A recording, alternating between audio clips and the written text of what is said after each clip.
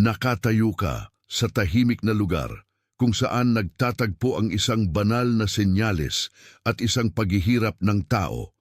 At kung kaya't mas mabigat ang pakiramdam ng araw na ito kaysa sa isang karaniwang araw, ang 8 ng Agosto ay hindi humihiling sa iyo na habulin ang isang hula.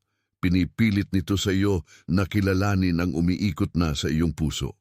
Marahil naramdaman mo ang bigat ng paghihintay, ang kakaibang pag-akit ng isang bagay na hindi pa natatapos at ang hinala na mas matagal nang nakikinig ang iyong espiritu kaysa sa iyong isipan. Kapag ang oras ay tila malapit na at ang silid ay tila tahimik, kahit ang iyong paghinga ay maaring magmukhang nagbabago, na parang nakatayo ka sa harap ng isang pinto na hindi mo pa makita. Hindi ito kahinaan. Ito ang tapat na simula ng pag-unawa at kung kaya't mahalaga sa iyo ngayon ang mensaheng ito. Kung dala-dala mo ang pakiramdam na may kahulugan ang panahong ito ngunit hindi mo maipangalan, ang tawag ng mga pinili, isang 30 araw na paglalakbay ay makakatulong sa iyo na tukuyin ang panahong tinatahanan mo at intindihin kung bakit ito tila napakahalaga. Pumunta ka ngayon sa itaas ng mga komento at i-click ang link sa nakapin na komento. Hindi mo kailangang ipagkunwari na ang kalituhan ay kaliwanagan. Kailangan mo lamang manatiling tapat upang mapansin ang sinasabi ng iyong puso sa buong panahon. Marahil ay gumising ka na pagod na, o marahil ay dumaan ka sa araw na may tahimik na puwersa sa likod ng iyong dibdib na ayaw umalis. Ang lababo ay kailangang linisin. Ang mga mensahe ay kailangang sagutan, ngunit ang iyong pansin ay laging bumabalik sa parehong tanong sa loob. May mga araw na ang ganitong paghihintay ay tila isang manipid na sinulid na nakatawid sa iyong dibdib na nagpapaalala sa iyo na hindi pa lahat ng bagay ay nasasakatan. Kumakapit ka sa ngiti, nagtatrabaho, sumasagot, ngunit may isang bagay sa loob mo na nakikinig pa rin para sa ibang uri ng tunog. Ganito kadalas ang pagdating ng mga seryosong panahon. Hindi laging may dagundong ang kanilang pagbabalita. Minsan ay pumapasok ang mga ito sa pamamagitan ng isang huminto sa paghinga, isang tahimik na silid, o ang mahabang tingin sa iyong telepono bago mo ito ibalik na nakaharap pababa. Maaari mong tawaging pananabik. Ngunit madalas ito ay pagkilala sa mas mahinahong anyo. At kapag sinimulan mong mapansin ang halaga ng pagdadala ng hindi nasasabing tensyon na mag-isa, simula mo ring maunawaan kung bakit humihingi ng wika ang iyong kaluluwa. Dito ang kaliwanagan ay nagiging awa. Ang pamagat ay hindi upang gawing paniniwala ang iyong araw. Ito ay upang matulungan kang makita na ang ilang mga sandali ay hindi basta-basta at ang ilang katahimikan ay hindi walang laman. Ang nararamdaman mo ay maaaring isang panahon ng pagkilala, isang panahon ng paghahanda o isang panahon ng paglabas, ngunit ang unang regalo ay laging pareho, pag-unawa. Kapag naunawaan mo kung nasaan ka, titigil ka na sa pakikipaglaban sa mga anino na hindi karapat-dapat sa iyong takot.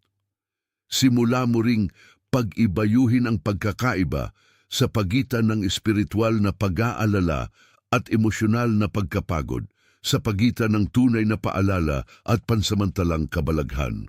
Mahalaga ang pagkakaibang ito dahil ang isa ay magpapatatag sa iyo at ang isa ay magwawala sa iyo. Sa karaniwang salita, nangangahulugan ito na maaari kang dumaan sa iyong araw nang hindi tinuturing na hatol ang bawat pagkaantala. Nangangahulugan ito na maaari kang huminga muli, manalang ng may mas dakilang katapatan at huminto sa paghingi ng katiyakan sa bawat saradong pinto. Ang tamang pag-unawa ay hindi nag-aalis ng puwersa, ngunit binibigyan ito ng pupuntahan ng puwersa. Isipin mo ang isang umaga kung saan ang bahay ay kalahating gising pa lamang. Ang kape ay nagpalamig na sa ibabaw ng mesa at ang iyong isipan ay nagsimula ng ulitin ang parehong mga hindi nasasagot na tanong. Ang mga kurtina ay bukas, ngunit ang liwanag ay tila mahina, halos parang ang silid mismo ay nakikihintay sa iyo. Tinitingnan mo ang oras, tinitingnan muli dahil umaasa ka sa isang senyales na sa wakas ay magpapaliwanag sa hindi komportabling pakiramdam. Ito ang uri ng sandali kung saan ang puso ay nagsisimulang gumawa ng sarili nitong mga kwento. Isang kwento ay nagsasabing walang nangyayari. Isa pa ay nagsasabing lahat ay nangyayari ng sobrang huli. Ang mas matalinong kwento ay nagsasabing maaaring nasa gitna ka na ng pagiging handang makita ang laging naroroon. Kung ikaw ay nakikipagbuno sa ganitong uri ng kaligaligan, ang tawag ng mga pinili, isang 32 araw na paglalakbay ay nag-aalok ng matatag na paraan upang uriin ang ingay at kilalanin kung ano ang sa panahon at kung ano ang sa takot. Pumunta ka ngayon sa itaas ng mga komento at i-click ang link sa nakapin na komento. Pagkatapos ay bumalik sa iyong sariling paghinga at hayaang manatag ang iyong espiritu bago ito sabihin sa iyo na magkabahala. Ang katotohanan ay madalas na mas mahinahon kaysa sa inaasahan ng iyong kabalahan. Minsan ang pinakamapanganib na bagay ay hindi malakas na paghihimagsik kundi banayad na pagkakalito. Maaari kang maging tapat at maging nahila pa rin sa 10 direksyon dahil sa pagkukumpara, mga deadline, mga opinyon at ang peking pagmamadali ng bilis ng iba. Nagsisimula kang tumingin ng sobra sa paligid at ang dating malinaw na signal sa loob ay natatabunan ng kwento ng iba. Kung kaya't ang paghihintay ay maaaring maging nakakapagod kapag tinuturing na katamaran sa halip na pag-unawa. Mahirap makinig sa Pansin, kailangan mong maghanda ngayon. Naghanda ako ng eksklusibong material para sa mga nararamdamang inihiwalay para sa mas dakilang layunin, ngunit nabubuhay na napapaligiran ng ingay, mga abala at mental overload. Ito ay isang 32 araw na paglalakbay na magbabago sa iyong buhay. Isang ginagabayang landas upang protektahan ang iyong isipan at maghanda sa darating na may pang-araw-araw na pagsasanay sa focus, limitasyon at disiplina. Itigil mo na ang pakikipag-usap sa ingay. Matutunan mong tukuyin ang mga abala bago kanila kontrolin at palakasin ang iyong isipan. Available din sa immersive audio version. Mahigit 10,000 mambabasa na ang nagbago ng kanilang buhay sa pamamagitan ng 30 araw na paglalakbay. Libu-libong tao na ang nagsimula sa pagbabagong ito, mga taong tulad mo na pagod na sa pamumuhay sa ulap, mga ordinaryong taong nagdesisyon nang ihinto ang pagtanggap sa mental chaos. Samantalahin ang limitadong panahon na alok na ito sa buwan lamang na ito. I-access ang iyong link sa ibaba mismo sa itaas ng mga komento. Banal kapag ang bawat screen ay nagtuturo sa iyo na sukatin ang iyong sarili laban sa buhay ng iba. Gayunpaman, sa gitna ng puwersang iyon, ang iyong espiritu ay maaaring patuloy na bumabalik sa parehong lugar dahil ang mahalaga ay hindi tumigil sa pagiging mahalaga. Hindi mo kailangang ikahiya ang sarili dahil napansin mo ang pag-akit. Kailangan mo ang tapang na itanong kung ano ang sinusubukan nitong takpan at kung nakaramdam ka ng pagbabago ng panahon nang hindi alam kung paano ito ipangalan, ang tamang gabay ay maaaring gawing landas na maisasagawa ang kalituhan. Maraming mambabasa na dumating na nalilito o pagod na sa paghihintay ay nagsabing ang material ay nakatulong sa kanila na mas malinaw na maunawaan ang kanilang panahon, ayusin ang kanilang mga panalang o huminto sa pagtingin sa bawat katahimikan bilang pagkakalimot. Pumunta ka ngayon sa itaas ng mga komento at i-click ang link sa nakapin na komento. Ang ganitong uri ng kaliwanagan ay hindi nagpapaliit ng landas, ngunit ginagawa nitong mas hindi nakakatakot ang landas. May dahilan kung bakit ang ilang tao ay nakakansinong sa signal bago ang iba. Hindi ito dahil sila ay mas mataas. Ito ay dahil sila ay naging sensitibo sa kung ano ang pakiramdam ay buhay pa rin. Isipin mo si Ana, na dala-dala ang kanyang lungkot ng tahimik hanggang sa ang sakit mismo ay naging uri ng panalang.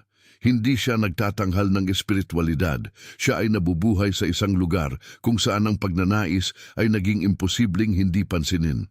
Sa isang napakakaraniwang buhay, ito ay parang pag-upo sa gilid ng iyong higa, pagkatapos na ang lahat ay natutulog na, nakatingin sa pader at napagtatanto na, ang iyong espiritu ay gising pa.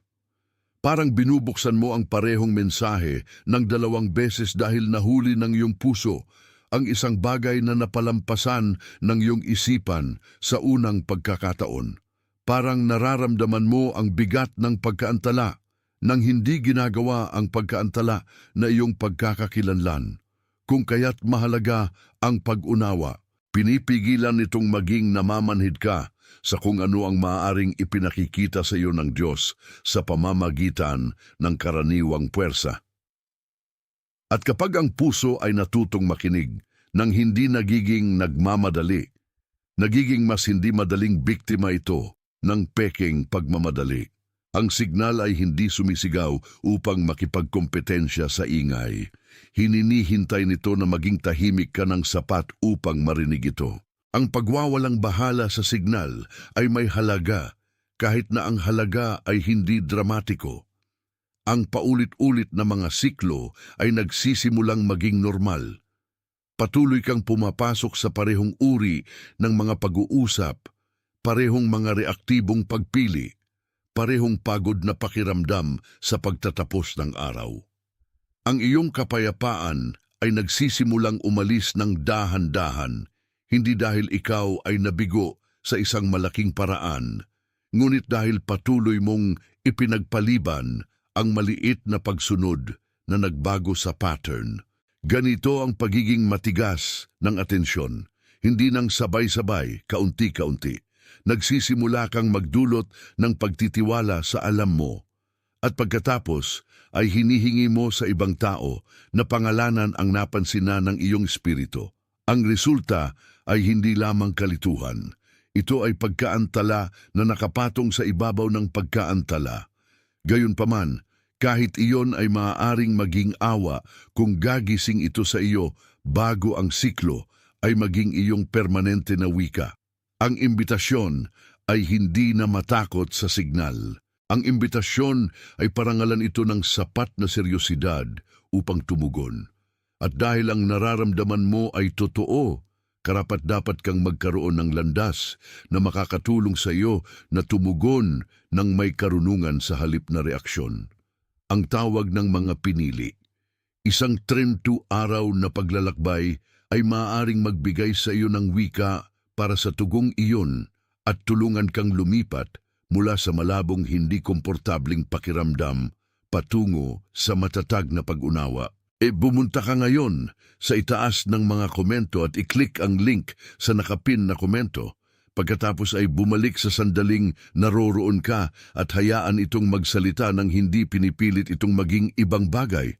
Paano kung ang hidwaan ay hindi lamang sa paligid mo, kundi sa loob mo? Paano kung ang bahagi ng tensyon ay nagmumula sa paraan ng patuloy mong pakikipag-ayos sa alam mo na? Ito ang tahimik na lugar kung saan ang takot ay nagdadalamhati bilang pag-iingat at ang pag-iingat ay nagdadalamhati bilang karunungan. Sinasabi mo sa sarili mo na naghihintay ka para sa mas maraming kumpirmasyon, ngunit minsan ay talagang naghihintay ka para sa pahintulot na huminto sa pagpapakunwari na wala ang tensyon. Ang pagkakahati-hati sa loob na iyon ay maaaring makapagod sa iyo ng higit pa sa panlabas na pagkaantala. Ang iyong katawan ay nagdadala nito bago ang iyong mga salita. Ang iyong mga balikat ay tumitigas, ang iyong panga ay naninikip, at kahit ang maliit na mga desisyon ay nagsisimulang maging mas mabigat kaysa sa dapat nila. Ang mas malalim na katotohanan ay ang pagkilala lamang ay hindi sapat kung hindi ito nagiging tugon. Maaari mong makita ang signal at ipagpaliban pa rin ang iyong mga hakbang. Maaari mong maramdaman ang panahon at manatiling hindi sigurado. Kung kaya't napakahalaga ng loob na gawain. Hindi ito tungkol sa pagbibigay ng sisig sa sarili. Ito ay tungkol sa pagtanggi na hayaang ang takot ang magkaroon ng huling pag-unawa. Sa yugtong ito, ang larawan ay nagiging mahalaga dahil ang kaluluwa ay madalas na umiintindi sa pamamagitan ng larawan bago ito umiintindi sa pamamagitan ng paliwanag. Isipin mo ang isang binhi na nakalibing sa ilalim ng madilim na lupa, hindi iniwan, hindi nakalimutan, ngunit nakatago sa isang lugar na tila masyadong tahimik upang magkaroon ng saysay. Sa loob ng takip na lugar na iyon, may isang bagay na nagtitipon na ng lakas. Wala sa mga nasa ibabaw ang nagpapatunay sa buhay sa ilalim nito at iyon ay bahagi ng misteryo. Ang tila katahimikan ay maaaring tunay na paghubog. Ang tila pagkaantala ay maaaring tunay na pag-iingat. Ang puwersa ng lupa ay totoo, ngunit hindi ito ang buong kwento. Ang binhi ay hindi nagiging kung ano ito sa pamamagitan ng pananatiling nakikita. Nagiging kung ano ito sa pamamagitan ng pagiging tapat sa proseso na hindi niya kontrolado. Ganito ang maaaring pakiramdam ng iyong sariling panahon kapag ikaw ay pinili na mapansin ito. Maaari kang hindi makapagpilita ng oras, ngunit maaari mong parangalan ang paglago.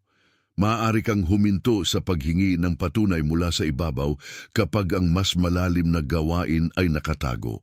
At kung matututo kang tingnan ang iyong buhay sa pamamagitan ng lente na iyon, ang paghihintay ay magsisimulang mukhang hindi kawalan, kundi paghahanda. Mayroon ding pagtutol sa loob ng kadiliman. Ang lupa ay hindi laging mapagkumbaba at gayon din ang paghihintay. Pinipilit nito, tinututulan nito. Maaari itong maging pakiramdam na walang nangyayari dahil hindi mo pa nakikita ang pagbabago, ngunit ang nakatagong gawain ay sinusubok pa rin ng puwersa mula sa itaas at sa ilalim. Ang duda ay nagtatanong kung tunay ang binhi. Ang pagkapagod ay nagtatanong kung sulit ang pagsisikap. Ang pagkukumpara ay nagtatanong kung bakit ang ibang mga bagay ay tila mas mabilis tumubong. Gayunpaman, ang binhi ay hindi sumasagot sa alinman sa mga boses na iyon. Nananatili ito, naninindigan ito. Sumusunod ito sa mabagal na gawain na hindi niya mapapabilis. Hindi ito pagkawala ng malay. Ito ay disiplinadong buhay sa ilalim ng pagtatago. Ang iyong puso ay maaaring matutong parehong aralin. Maaari kang patuloy na magpakita ng hindi nangangailangan ng agarang ebidensya. Maaari kang patuloy na manalang ng hindi ginagawang dramatiko ang katahimikan. Maaari kang patuloy na mabuhay ng may integridad habang ang mas malalim na bahagi ng iyong panahon ay nakalibing pa. Ang ganitong uri ng pagtitiis ay hindi madali, ngunit ito ay makapangyarihan. Pinoprotektahan ka nito mula sa panik na mag-aalis ng ugat ng hindi pa sapat na panahon upang lumaki. Dumating ang isang punto kung saan titigil ka sa pakikipag-ayos sa katotohanan. Titigil ka sa pagtatanong kung mahalaga ang signal at magsisimulang magtanong kung ano ang mukhang tapat na tugon ngayon. Ang paglipat na iyon ay hindi laging dramatiko. Minsan ay kasinliit ng pagsasara ng tab, pag-off ng ingay, o pag-amin na ang iyong espiritu ay nagsasabi ng parehong bagay sa loob ng mga araw. Ngunit ang maliit na pagsunod ay pagsunod pa rin. Sa sandaling tumigil ka sa pagpapakunwari na malinaw ang mensahe, nagsisimula kang ibalik ang iyong kapayapaan mula sa lahat ng lugar na humiram nito. Ang isipan ay maaaring nagnanais pa rin ng patunay, ngunit ang puso ay nagsimula ng umintindi. At kapag naabot mo ang hangganang iyon, handa ka na para sa isang bagay na higit pa sa pagkilala. Handa ka na para sa istruktura, pagninilay at isang paraan upang tumugon ng patuloy sa halip na reaktibo. I-type ang 888 sa mga komento at bumalik sa narasyon kapag natapos mo ito. Hayaan ang simpleng gawaing iyon ay maging tahimik na kumpirmasyon na ikaw ay nakikinig. Pagkatapos ay pansinin kung gaano kaimik ang pakiramdam na aminin na hindi ka na handang mabuhay sa kalahating nakikita na katotohanan. Dahil ang pagkilala ay simula lamang, hindi ang destinasyon. Ang mas malalim na tanong ay kung ano ang gagawin mo sa nakikita mo ngayon. Ang tagapakinig ay maaring makaramdam ng paglipat at manatiling hindi sigurado, makaramdam ng pagsasara ng pinto at patuloy na tumutok sa maling pinto, alam na may nagbago at patuloy na nabubuhay na parang walang nangyayari. Kung kaya't isang pangunahing panloob na pattern ang mahalaga dito, maaaring ikaw ay nagkalat sa pagitan ng intensidad ng emosyon at malinaw na direksyon. Madali itong gawin, lalo na kapag ang puso ay pagod at nagnanais ng ginhawa. Ngunit hindi lahat ng mabigat na pakiramdam ay utos at hindi lahat ng malakas na pag-akit ay maaasahang gabay. Ang kailangan mo ay hindi mas maraming panik, kailangan mo ng mas matatag na paraan upang umunawa. Dito ang praktikal na pagninilay ay nagiging gawa ng pananampalataya sa halip na tanda ng kahinaan. Hindi mo kailangang ayusin ang iyong buong buhay ngayong gabi. Kailangan mo lamang huminto sa pagbibigay ng autoridad sa kung ano ang pinakamalakas sa sandali. Kapag mapangalanan mo ang pattern na iyon ng walang kahihiyan, gumagawa ka ng puwang para sa mas matalinong susunod na hakbang. Kung kaya't ang loob na katawan ay mahalaga rin. Ang iyong isipan ay maaaring umintindi, ang iyong katawan ay maaaring tumugon, at ang iyong espiritu ay maaaring makilala. At ang tatlong ito ay hindi laging nagsasalita sa parehong bilis. Minsan, ang katawan ay pagod bago ang isipan ay tapat. Minsan ang isipan ay gumagawa ng mga paliwanag para sa alam na ng puso.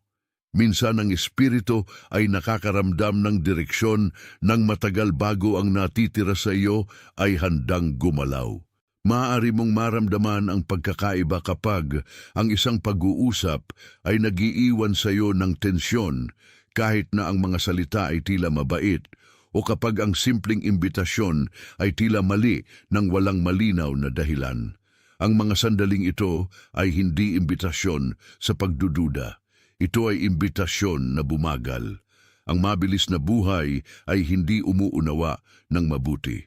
Tumutugon lamang ito ng sapat upang mabuhay sa oras. Ngunit ikaw ay tinatawag sa isang bagay na mas malalim kaysa sa pagbuhay. Inaanyayahan ka na pumansin, ikumpara, manalang, at bigyan ang bawat signalang tamang lugar. Ang ganitong uri ng pag-aalaga ay nagpoprotekta sa iyo mula sa pagtanggi at paranoia. Tinuturo nitong makinig sa iyong buong sarili. Ang mga relasyon at kapaligiran ay maaaring maglinaw ng panahon o magkalat nito. Ang ilang mga silid ay nagiiwan sa iyo ng mas malinaw, habang ang iba ay nagiiwan sa iyo ng kalat. Ang ilang tao ay tumutulong sa iyo na marinig ang iyong sariling mga pag-iisip, habang ang iba ay nagpapaduda sa iyo sa mga ito. Hindi ito nangangahulugan na kailangan mong hiwalayin ang iyong sarili o maging mapagdududa sa lahat ng tao sa paligid mo. Nangangahulugan ito na kailangan mo ng sapat na pag-unawa upang mapansin kung paano tumutugon ang iyong kapayapaan pagkatapos umalis ka sa isang pag-uusap, pagkatapos gumugol ng oras sa isang lugar, pagkatapos gumawa ng desisyon sa ilalim ng puwersa. Ang karunungan ay nagbabayad pansin sa mga pattern, hindi lamang sa mga sandali. At kapag sinimulan mong mapansin ang mga pattern na yon, titigil ka sa pagtawag sa bawat hindi komportabling pakiramdam bilang patunay ng pagkabigo.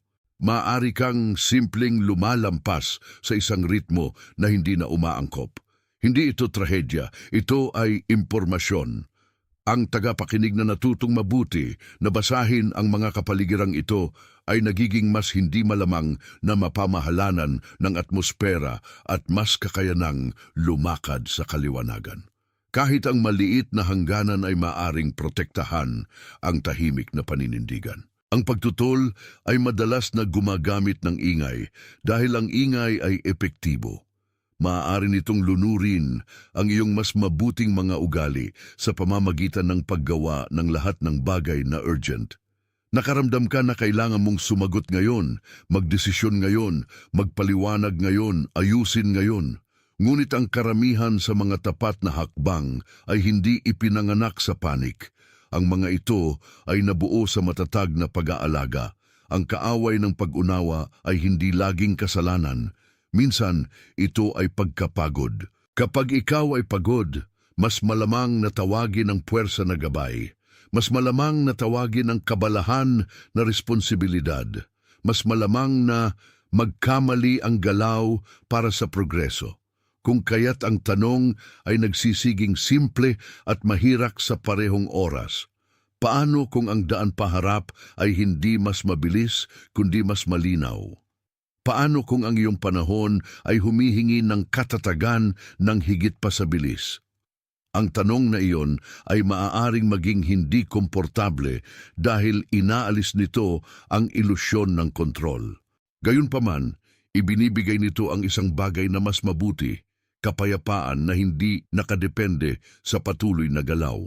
Ito ang uri ng kapayapaan na makakapagdala ng bigat ng hindi nababasag. Ang paglipat ay madalas na dumating kapag huminto ka sa pagtrato sa katotohanan bilang abala. Maaari kang hindi magustuhan ang bilis at maaari kang hindi magustuhan ang hinihingi ng panahon, ngunit hindi mo na mapagkunwari na ang signal ay basta-basta. Sa isang punto, ang puso ay nakikilala ang sinusubukang ipagpaliban ng isipan. Ang sagot ay hindi laging agarang, gayunpaman ang posisyon ay nagiging mas malinaw. Hindi ka na simpleng naghihintay, ikaw ay hinuhubog sa paghihintay.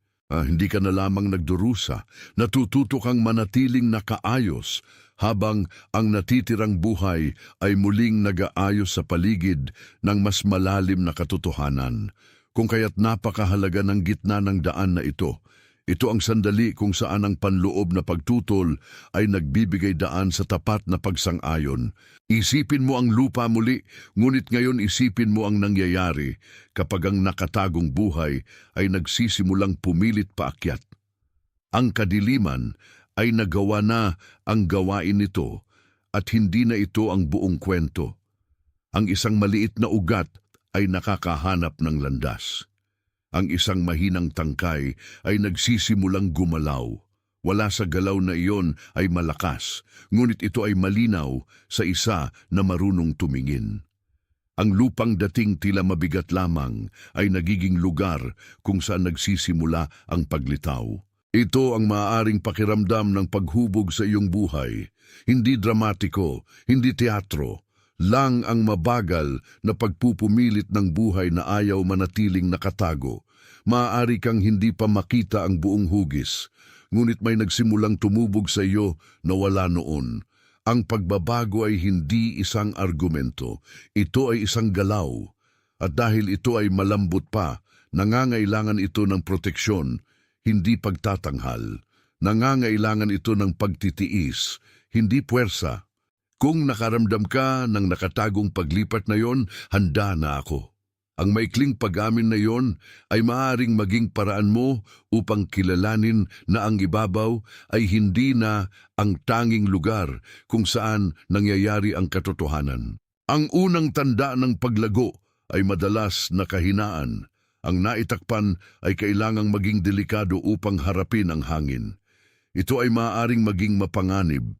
Maaari kang gustong dumaan sa pagiging malambot at tawagin itong lakas, ngunit ang tunay na paghubog ay hindi gumagana ng ganun. Ang bagong bagay sa iyo ay hindi handa sa bawat klima ng sabay-sabay. Nangangailangan ito ng oras upang tumigas sa tamang paraan, umabot ng hindi hinahatak, yumuko sa liwanag ng hindi inilalantad sa bawat bagyo. Kung kaya't mahalaga ang panahon, tinuturo nitong hindi lahat ng bukas na pinto ay dapat agad na pasukin at hindi lahat ng imbitasyon ay nangangailangan ng oo. Minsan ang pinakatapat na maaari mong gawin ay manatili sa lugar kung saan ang paglago ay maaaring magpatuloy ng ligtas. Ang binhi ay hindi pinipilit ang sarili nitong buksan. Tumutugon ito kapag ang buhay sa loob ay handa na. Ang iyong puso ay maaring matutong parehong ritmo. Hindi mo kailangang patunayan ang iyong paghahanda sa pamamagitan ng pagtatanghal. Kailangan mong igalang ang bilis ng iyong sariling pagiging. Ang nagtatakip sa larawan ay hindi laging masama. Minsan ito ay oras, minsan ito ay puwersa, minsan ito ay simpleng katotohanan na ang mga ugat ay lumalaki bago lumabas ang prutas. Gayunpaman, ang pagiging nakatago ay maaari pa ring maging nakakairita kapag ikaw ang nabubuhay sa loob nito. Maaari mong itanong kung bakit ang kaliwanagan ay dumating sa mga piraso sa halip na kumpletong mga sagot. Maaari kang magtaka kung bakit ang landas ay tila mas makitid kaysa sa inaasahan mo. Ngunit ang makitid ay hindi nangangahulugang mali. Maaari itong nangangahulugang nakatuon. Maaari itong nangangahulugang protektado mula sa mga distraksyon na makakasama sa iyo ng sobrang aga. Kapag ang tangkay ay tumutulak pataas sa pamamagitan ng lupa, hindi ito nakikipag-ayos sa bawat hadlang. Patuloy lamang itong gumalaw patungo sa lugar kung saan ang buhay ay maaaring makita. Ito ay larawan ng iyong sariling pagtitiis.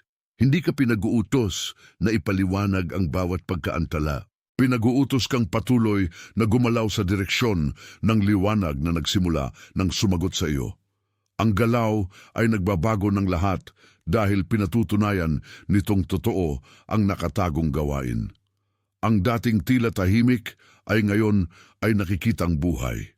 Ang tangkay ay tumataas. Ang mga dahon ay nagbubukas. Ang buong hugis ay nagsisimulang magsabi ng kwento na hindi masabi ng lugar na nakalibim sa sarili nitong. Dito ang iyong panahon ay nagsisimulang maging malinaw sa ibang paraan. Hindi ka naghahanap ng agarang pagkumpleto. Naghahanap ka ng tapat na ebidensya na ang nakalibim na bagay ay hindi nasayang. At kapag ang ebidensyang iyon ay lumitaw kahit sa maliit na mga paraan, dapat itong tanggapin ng may pagpapakumbaba. Hindi mo pag-aari ang paglago, pinamamahalaan mo ito, pinapansin mo ito. Pinoprotektahan mo ito mula sa walang pag-iisip na pag-unawa. Ang buhay na tumataas sa iyo ay maaring tahimik, ngunit hindi ito imahinasyon. Ito ang sagot sa lahat ng nakatagong oras na sa tingin mo ay walang nangyayari. May nangyayari. Mayroon pa rin. I-type ang narito ako sa mga komento at bumalik sa narasyon.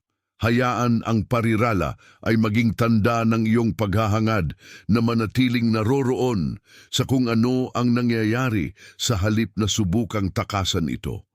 Pagkatapos ay patuloy na makinig dahil ang panahon na dating tila nakaselyo ay nagsisimulang magsalita sa bagong rehistro.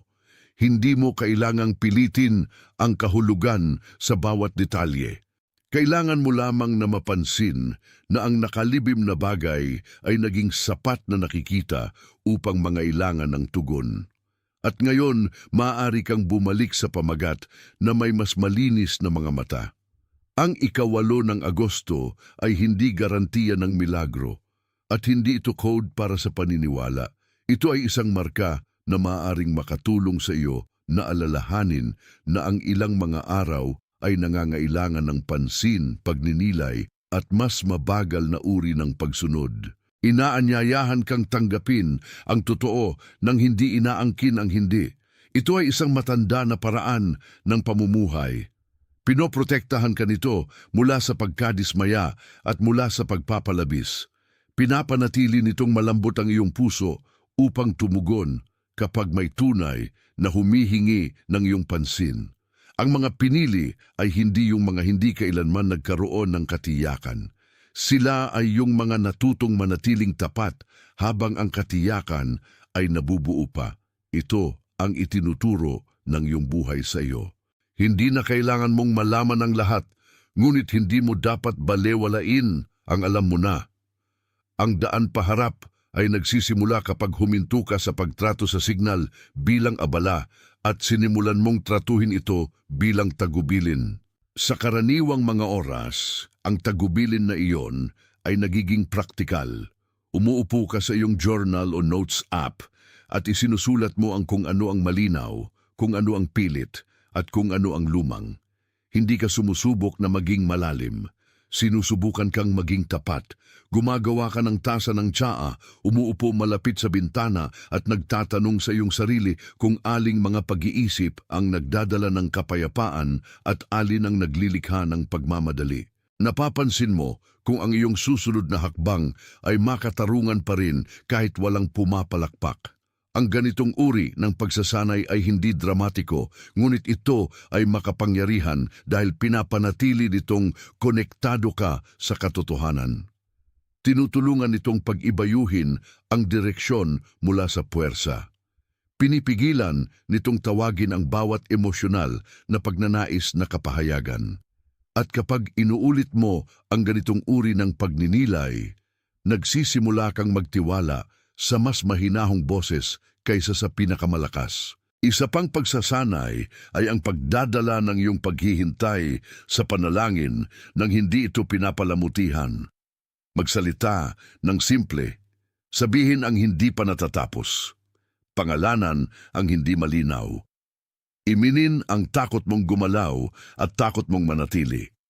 Ang tapat na panalangin ay hindi kailangang maging formal upang maging makabuluhan.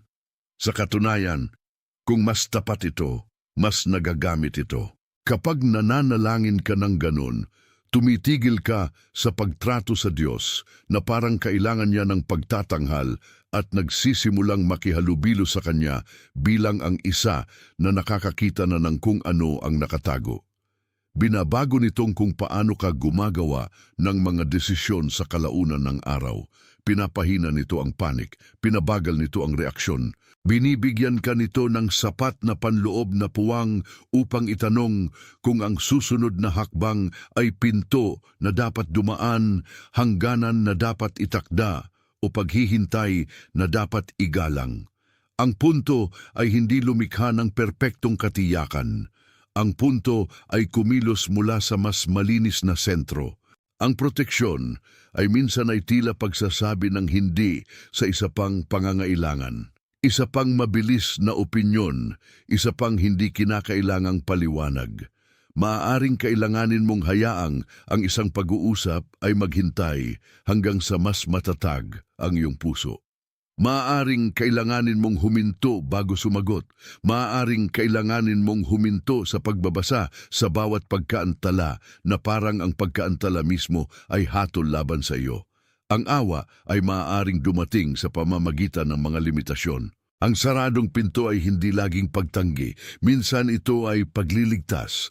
Ang tahimik na gabi ay maaaring mas mabunga kaysa sa isang siksik na schedule.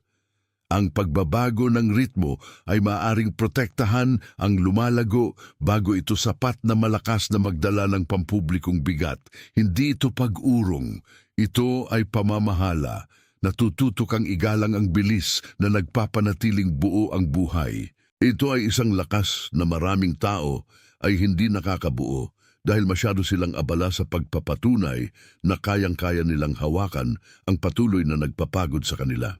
At pagkatapos ay may desisyong nagmumula sa lahat ng pag-unawang ito. Maaari itong maging simple, maaari itong hindi magpa-impress sa sinuman, ngunit ito ay sapat na malinaw upang sundin. Marahil ito ay ang desisyon na huminto sa muling pagbubukas ng isang bagay na sarado na. Marahil ito ay ang desisyon na maghintay ng isa pang araw nang walang pagbibigay sisi sa sarili. Marahil ito ay ang desisyon na gumalaw paharap ng hindi nangangailangan ng perpektong senyales. Anuman ang anyo nito, ito ay dapat na isang bagay na maaari mong mabuhay ng may kapayapaan. Ang piniling buhay ay hindi nakabatay sa dramatiko na mga kilos lamang. Nakabatay ito sa mga nakaayos na pagpili na paulit-ulit na tahimik sa paglipas ng panahon. Kung kaya't ang iyong susunod na tapat na hakbang ay mas mahalaga kaysa sa iyong susunod na emosyonal na pagmamadali. Mas ito ay napapanatili, mas ito ay tapat. Binibigyan nito ng lugar na babagsakan ng panahon. I-type ang like bilang tahimik na amen sa mga komento at bumalik sa narasyon. Hayaan ang simpleng gawain ay kumatawan sa pagsang-ayon ng walang ingay para sa tiwala ng walang pagtatanghal. Pagkatapos ay pansinin kung gaano karaming bigat ang umalis sa iyong katawan kapag hindi mo na kailangang makipag-argumento sa kung ano ang tinanggap na ng iyong espiritu. Ito ay isa sa mga pinakanakakagulat na regalo ng pag-unawa. Maaari nitong gawing mas hindi na bahagi ang iyong buong buhay. Kapag iniisip mo ang taong pumapasok sa isipan, huwag mo ring baliwalain iyon. Marahil ito ay isang tao na dumaan sa sarili nitong tahimik na paghihintay, isang taong pagod na